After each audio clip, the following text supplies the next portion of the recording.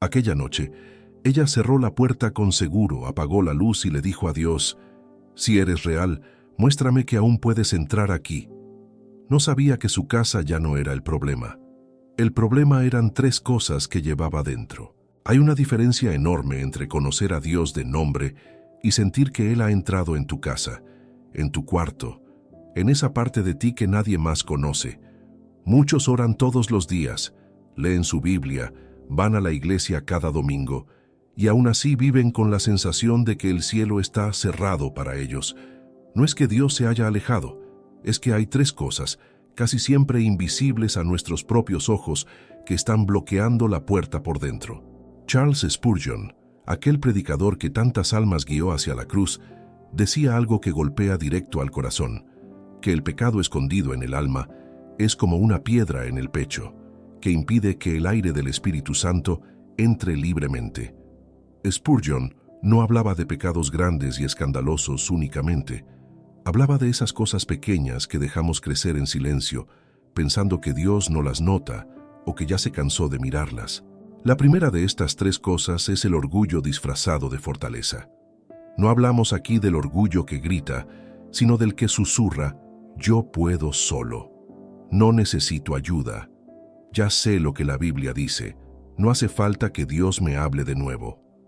Ese orgullo silencioso ha cerrado más puertas espirituales que cualquier otro pecado.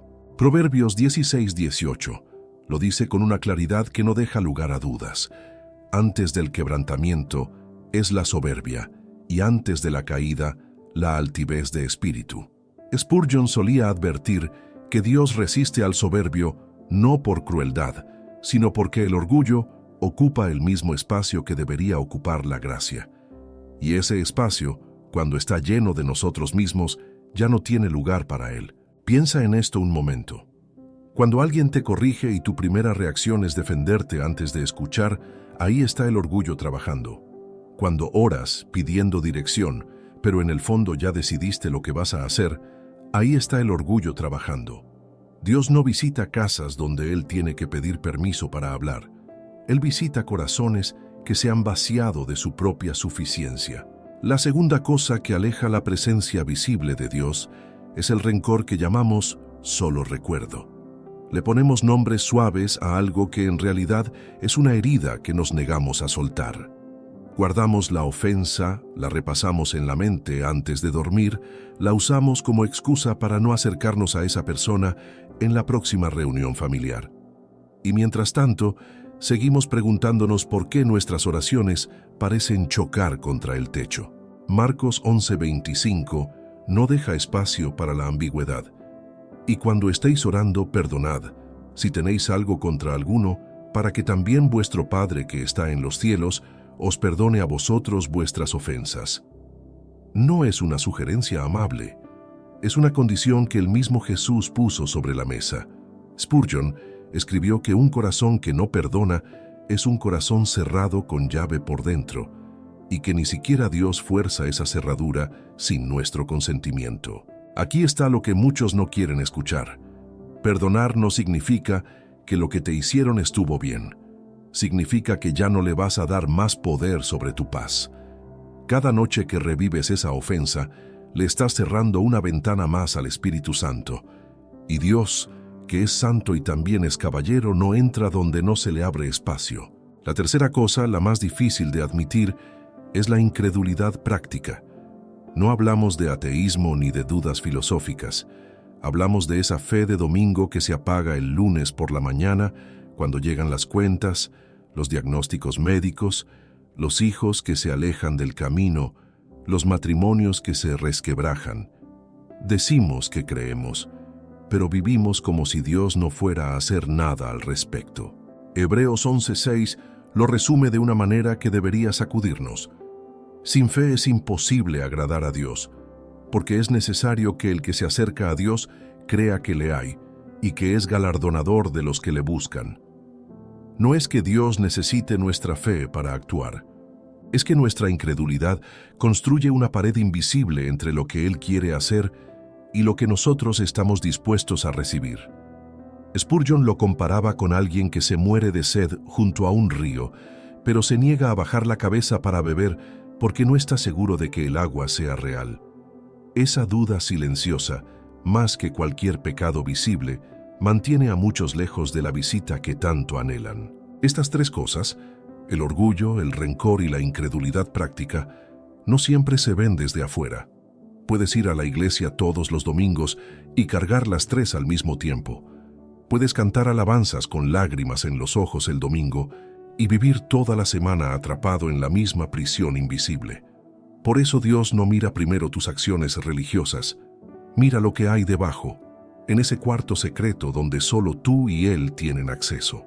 Lo que vas a encontrar en las próximas partes de este mensaje te va a mostrar una por una cómo estas tres cosas se meten en tu vida sin que te des cuenta, y sobre todo, cómo Dios está esperando el momento exacto en que decidas soltarlas para entrar de una forma que jamás has experimentado. Antes de continuar, quiero pedirte algo sencillo. Si sientes que este mensaje te está hablando directo al alma, suscríbete al canal. Aquí seguimos profundizando cada semana en la palabra y en las enseñanzas que marcaron a hombres como Spurgeon, para que tu fe no se quede solo en la superficie. Y si esa sed de sentir a Dios más cerca, de que tu oración deje de sentirse hueca y tu Biblia deje de sentirse como un libro más en el estante, es algo que llevas cargando hace tiempo, quiero contarte algo. Preparamos una guía que muchos de nuestros hermanos ya están usando para restaurar esa intimidad perdida con Dios. Se llama 21 días para restaurar tu intimidad con Dios. Y en ella vas a encontrar un camino claro, día por día, para derribar exactamente estas paredes de las que estamos hablando hoy. El orgullo que te aísla, el rencor que te pesa, la incredulidad que te frena. No es una fórmula mágica ni una lista de frases bonitas, es un proceso probado, escrito para gente real que ya no quiere seguir orando al vacío, que te lleva de la mano, paso a paso, hacia esa cercanía que tu corazón ha estado buscando desde hace tanto tiempo. Adquiérela ahora mismo en el enlace del primer comentario fijado, porque cada día que pasa sin dar ese paso es un día más viviendo lejos de lo que Dios ya quiere darte. Hay una historia en la Biblia que retrata como ninguna otra lo que el orgullo puede hacerle a un hombre que un día caminó cerca de Dios. Nabucodonosor, el rey de Babilonia, tenía todo lo que un ser humano podía desear: poder, riquezas, un imperio que se extendía hasta donde la vista alcanzaba. Y en un momento de total arrogancia, mirando su ciudad desde el palacio, dijo para sí mismo que todo aquello era obra de su propia grandeza. Daniel 4:30 registra sus palabras exactas. ¿No es esta la gran Babilonia que yo edifiqué para casa real con la fuerza de mi poder y para gloria de mi majestad? Ni siquiera había terminado de decirlo cuando el juicio cayó sobre él. Perdió el trono, perdió la razón y terminó comiendo hierba como los animales del campo durante 7 años. No porque Dios quisiera destruirlo, sino porque necesitaba enseñarle algo que ningún sermón le había podido enseñar: que la grandeza humana sin Dios es solo un espejismo que se desmorona en cuanto Él retira su mano. Ahora piensa en tu propia vida por un instante. No estamos hablando de reyes ni de imperios, estamos hablando de esa versión más pequeña, más cotidiana, del mismo orgullo, la que aparece cuando alguien te da un consejo y tu primer impulso es pensar: yo ya sabía eso. La que aparece cuando oras, pero en el fondo esperas que Dios simplemente confirme lo que ya decidiste hacer. El orgullo espiritual es peligroso precisamente porque se disfraza de madurez. Una persona puede llevar 30 años en la iglesia, conocer la Biblia de memoria y aún así cargar un corazón que se ha vuelto sordo a la corrección. Se vuelve experta en hablar de Dios, pero deja de escucharlo. Y eso es exactamente lo que le pasó a los fariseos.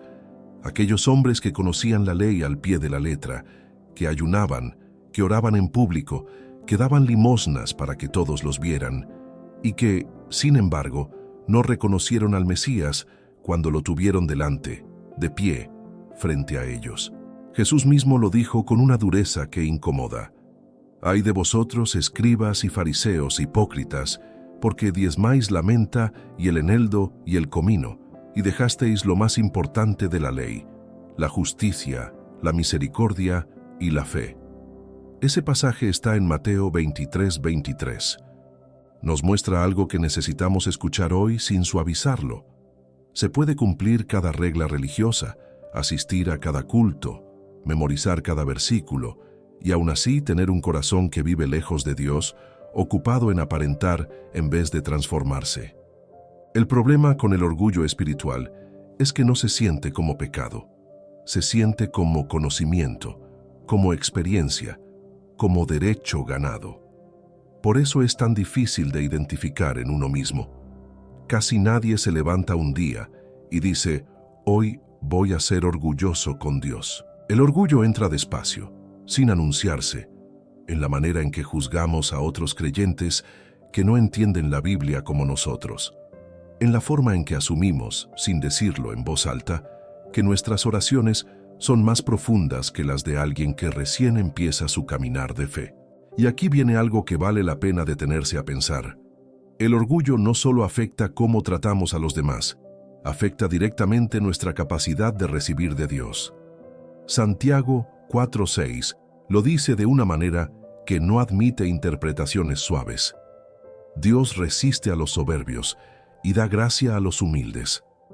No dice que Dios ignora al soberbio o que simplemente lo deja pasar. Dice que lo resiste. Es una palabra fuerte, casi de guerra. Piensa en lo que eso significa. Si tú estás orando pidiendo un avance, una sanidad, una respuesta, y al mismo tiempo cargas un corazón que se cree autosuficiente, no es que Dios se haya olvidado de ti, es que hay una resistencia activa de su parte hacia esa actitud, no hacia tu persona. Dios ama al orgulloso, pero se opone a su orgullo, porque sabe que ese orgullo es precisamente lo que le impide a esa persona recibir la gracia que tanto necesita. Hay otro ejemplo que muchos pasan por alto. El rey Saúl. Empezó siendo un hombre humilde, tan humilde que cuando lo ungieron, rey se escondió entre el equipaje porque no se sentía digno. Pero con el paso del tiempo, el poder fue cambiando su corazón, despacio, casi sin que él mismo lo notara. Cuando el profeta Samuel lo confrontó por desobedecer una orden directa de Dios, Saúl no reconoció su error de inmediato. Buscó excusas, justificó su decisión, culpó al pueblo por presionarlo e incluso intentó quedar bien delante de los ancianos de Israel antes que arrepentirse delante de Dios. Ese es el patrón exacto del orgullo espiritual. Cuidar más la imagen que damos ante los demás que la condición real de nuestro corazón ante Dios. Podemos aparentar humildad en público, mientras por dentro nos negamos a doblar la rodilla en lo secreto. Y Dios, que ve el corazón y no la apariencia, no se deja impresionar por el espectáculo religioso. Lo cierto es que la humildad genuina no tiene nada que ver con pensar poco de uno mismo. Tiene que ver con depender de Dios sin reservas, con reconocer que sin Él no podemos sostenernos ni un solo día. Es dejar que Él tenga la última palabra en nuestras decisiones, en nuestras heridas, en nuestros planes. Es soltar el control que tanto nos cuesta soltar, porque en el fondo tememos que, si dejamos de sostenerlo todo nosotros, todo se va a derrumbar. Pero la verdad es exactamente lo contrario. Cuando finalmente sueltas ese control, cuando reconoces que necesitas a Dios en cada área de tu vida, y no solo en las que te convienen, algo empieza a moverse. Las puertas que parecían cerradas comienzan a abrirse. La sensación de que tus oraciones chocan contra el techo empieza a desaparecer. No porque hayas hecho algo espectacular, sino porque finalmente le hiciste espacio a Dios donde antes solo estabas tú. El primer paso para que Dios te visite de una manera que jamás has experimentado no es hacer más, orar más fuerte o ayunar más tiempo. Es reconocer, sin excusas ni justificaciones, en qué áreas de tu vida has estado actuando como si no lo necesitaras. Y eso, aunque duela, es el comienzo de todo lo que viene después. Quizás mientras lees esto, ya identificaste un rostro, una situación, una decisión reciente donde tu propia voluntad habló más fuerte que tu confianza en Dios. No lo apartes de tu mente todavía. Guárdalo, porque lo que sigue te va a ayudar a entender cómo esa misma actitud, sin que lo notes, se conecta con la segunda cosa que también está bloqueando la puerta. Hay una parábola que Jesús contó y que muchos leen sin detenerse a sentir el peso real de lo que está diciendo. Es la historia de un siervo que le debía a su rey una cantidad imposible de pagar, algo así como toda una vida de trabajo multiplicada muchas veces. El rey, movido a compasión, le perdonó toda la deuda en un instante, pero ese mismo siervo, al salir, se encontró con un compañero que le debía una cantidad mínima, y en lugar de mostrar la misma misericordia que había recibido, lo tomó del cuello y exigió que le pagara hasta el último centavo. Esa historia, registrada en Mateo 18, termina con una advertencia que muchos prefieren no repetir en voz alta. El rey, al enterarse, entregó al siervo despiadado a los verdugos hasta que pagara toda la deuda. Y Jesús cierra el relato con una frase directa: así también mi Padre Celestial hará con vosotros si no perdonáis de todo corazón cada uno a su hermano sus ofensas. No hay manera de suavizar eso. El perdón que recibimos de Dios y el perdón que nosotros entregamos a otros están conectados de una forma que no podemos separar, por más incómodo que nos resulte. El rencor es traicionero porque se disfraza de justicia. Nos decimos a nosotros mismos que no es que no queramos perdonar, es que lo que nos hicieron fue realmente grave, y muchas veces es verdad. Hay traiciones, abandonos, palabras que dejaron cicatrices que no se borran de un día para otro. Pero aquí está el punto que casi nadie quiere escuchar.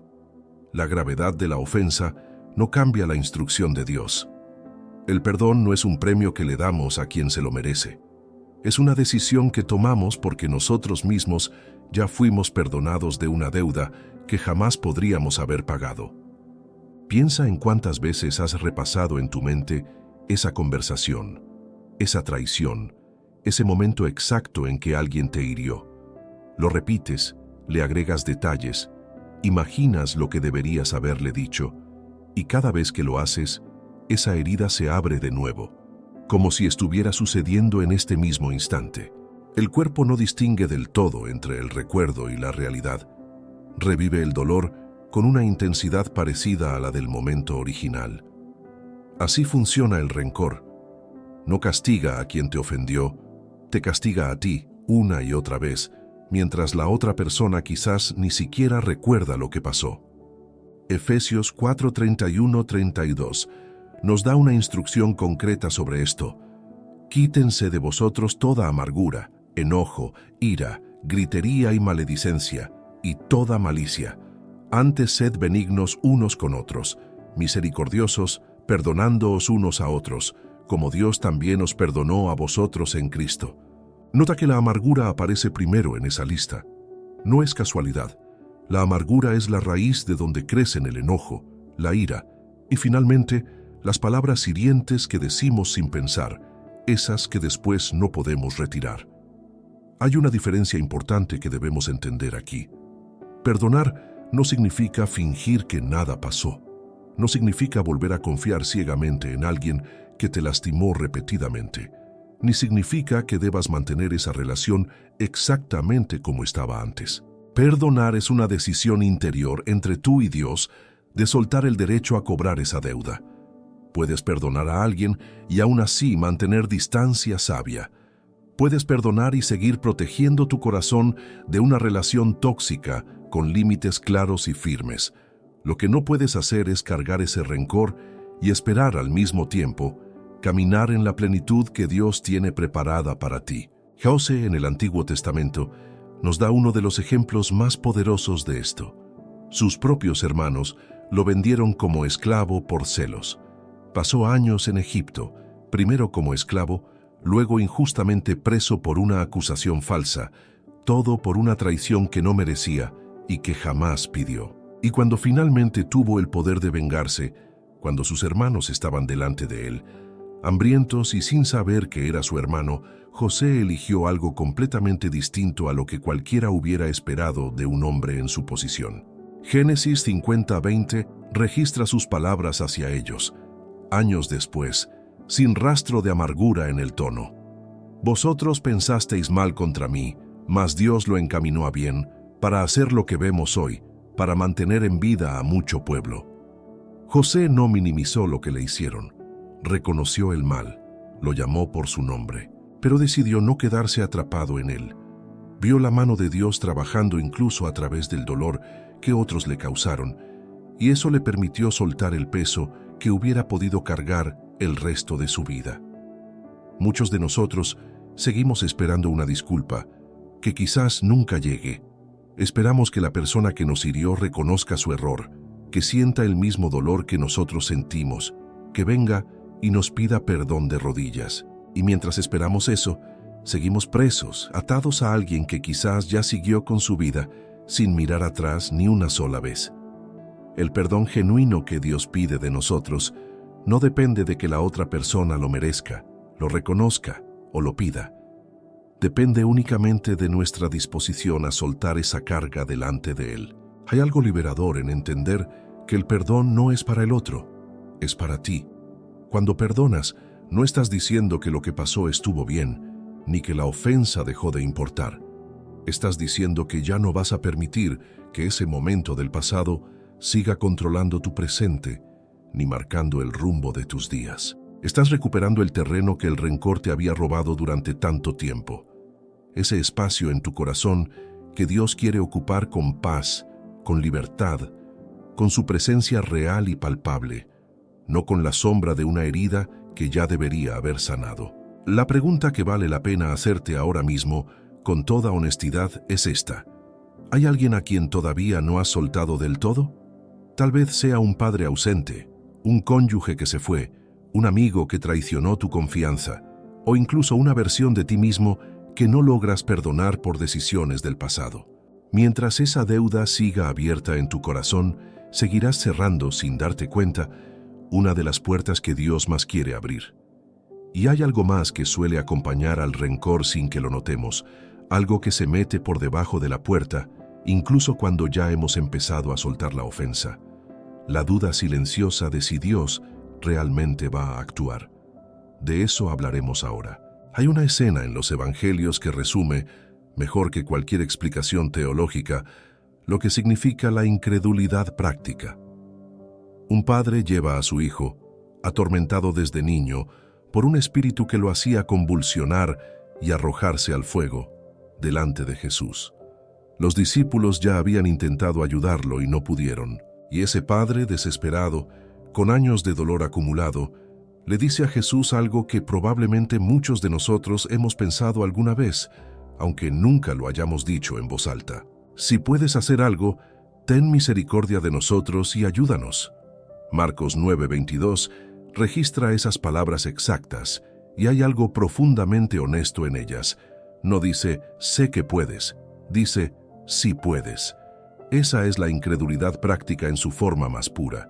No negar a Dios abiertamente, sino dudar, en el momento exacto en que más necesitamos su intervención, de que Él realmente vaya a moverse a nuestro favor.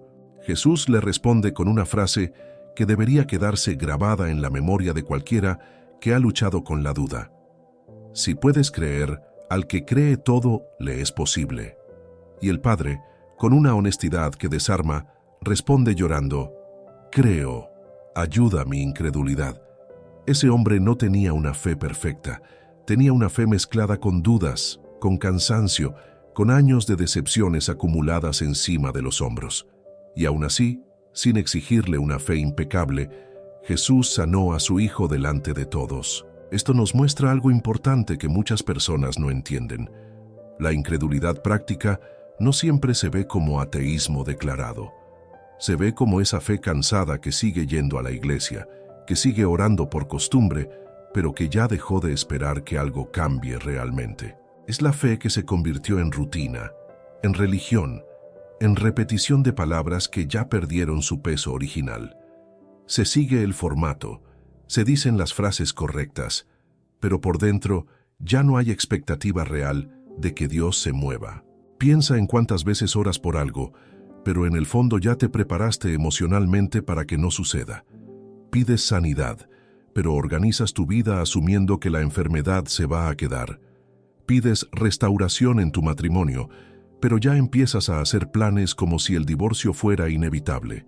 Pides provisión, pero vives con el miedo constante de que el dinero nunca va a alcanzar. Esa es la incredulidad práctica trabajando silenciosamente, contradiciendo con tus acciones lo que dices creer con tu boca cada domingo.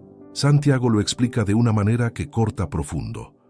En Santiago 1, 6, 8 leemos: «Pero pida con fe, no dudando nada, porque el que duda es semejante a la onda del mar, que es arrastrada por el viento y echada de una parte a otra.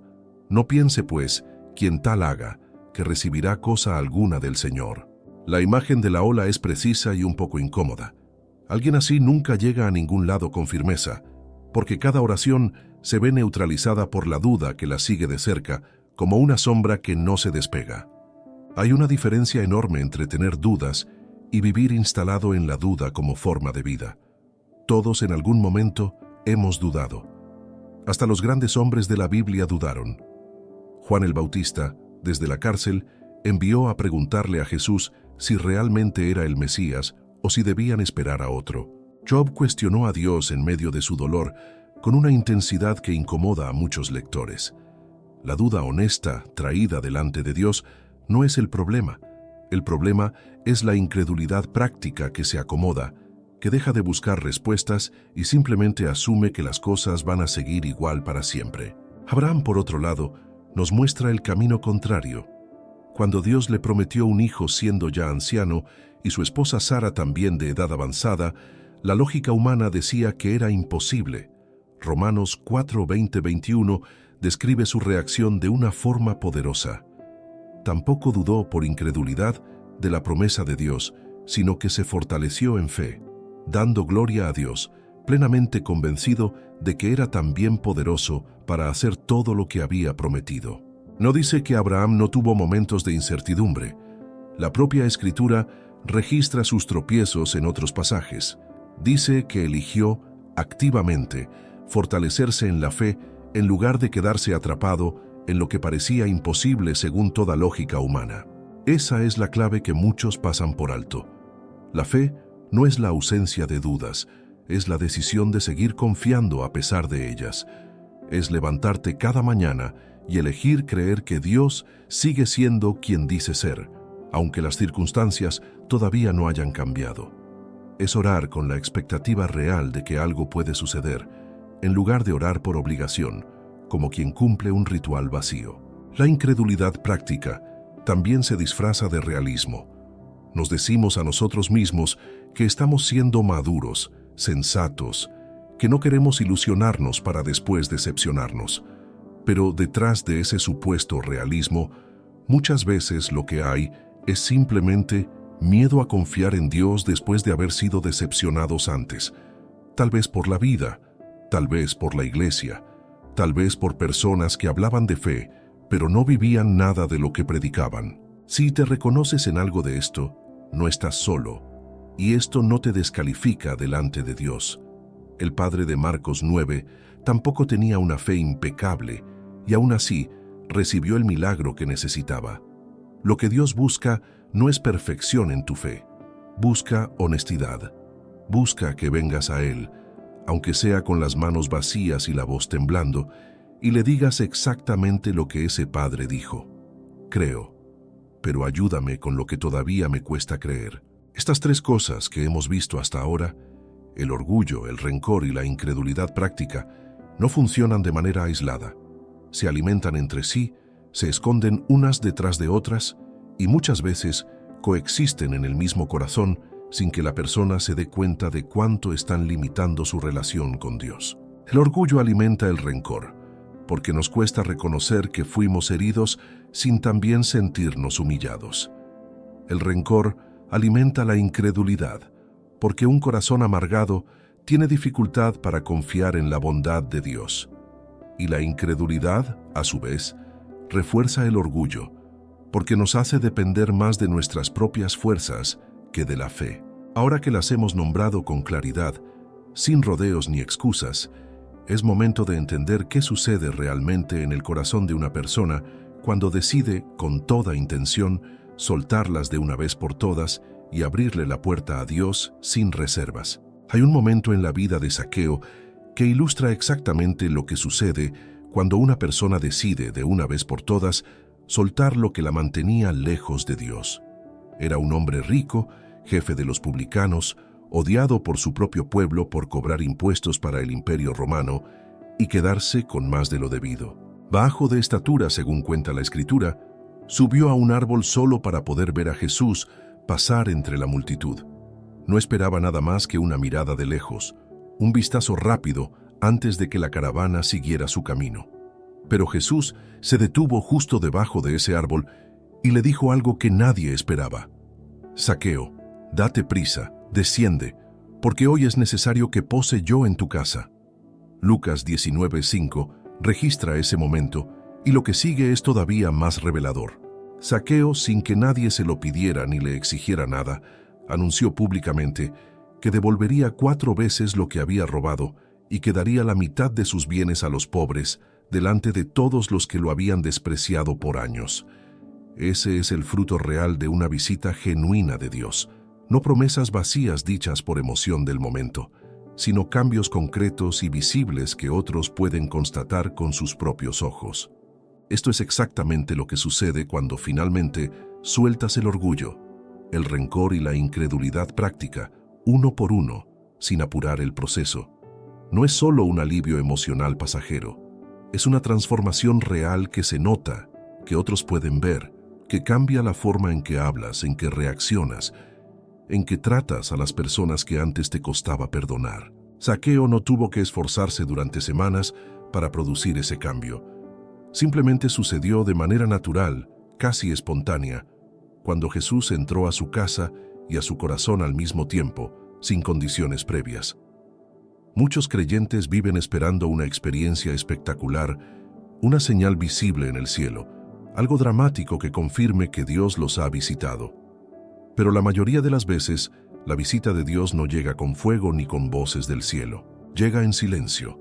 En ese momento en que finalmente decides perdonar a quien te hizo daño, en que dejas de defender tu orgullo y aceptas la corrección, en que oras con fe genuina en lugar de repetir palabras vacías por costumbre. El profeta Elías tuvo una experiencia que confirma esto de una manera hermosa. Después de una gran victoria espiritual, cayó en depresión y huyó al desierto, deseando morir. Dios lo llevó hasta una cueva en el monte Horeb, y allí sucedió algo que 1 Reyes 19, 11, 12 describe con detalle. Hubo un viento fuerte que partía los montes, un terremoto, un fuego, pero el texto dice claramente que Jehová no estaba en ninguno de esos fenómenos espectaculares. Después vino un silbo apacible y delicado, casi imperceptible, y ahí sí estaba la presencia de Dios, esperando en la quietud. Esa es la clave que tantos buscadores espirituales pasan por alto, año tras año, esperando algo que nunca llega de la forma en que ellos imaginan. Dios no siempre se manifiesta en lo dramático, se manifiesta en lo íntimo, en lo callado, en ese susurro que solo se escucha cuando hemos aquietado el ruido interno del orgullo, cuando hemos soltado el peso del rencor, cuando hemos dejado de dudar de su bondad. El silbo apacible no compite con el ruido de un corazón ocupado en defenderse, en guardar cuentas, en calcular probabilidades sobre lo que Dios hará o dejará de hacer. Hay algo más que vale la pena entender aquí. Soltar estas 3 cosas no es un evento único que sucede una sola vez y ya queda resuelto para siempre. Es una práctica diaria, una decisión que se renueva cada mañana, muchas veces sin que nadie más lo note. El apóstol Pablo lo describe con una imagen muy física en 1 Corintios 15:31, cuando dice que muere cada día.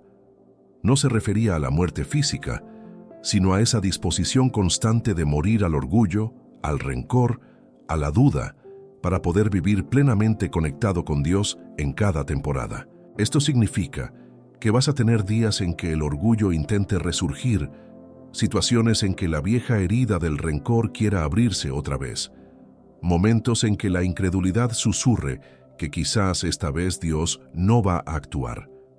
La diferencia no está en no sentir esas tentaciones nunca más, porque eso sería negar tu propia humanidad. La diferencia está en reconocerlas rápido y elegir una vez más entregárselas a Dios en lugar de dejarlas acomodarse en tu corazón como si fueran parte permanente de tu identidad, algo que ya no eres. David nos da un ejemplo poderoso de esta práctica diaria en el Salmo 139, 23, 24, cuando ora: «Examíname, oh Dios, y conoce mi corazón, pruébame y conoce mis pensamientos, y ve si hay en mí camino de perversidad, y guíame en el camino eterno». Esa es una oración de humildad radical, la disposición a que Dios revise cada rincón, sin defender nada, sin justificar nada, simplemente pidiendo que Él muestre lo que todavía necesita ser removido, aunque duela reconocerlo delante de Él. Cuando adoptas esta postura de examen constante, algo cambia en la manera en que vives tu fe día a día. Ya no se trata de aparentar espiritualidad delante de los demás, sino de una relación genuina y transparente con Dios en lo secreto, donde nadie más te ve.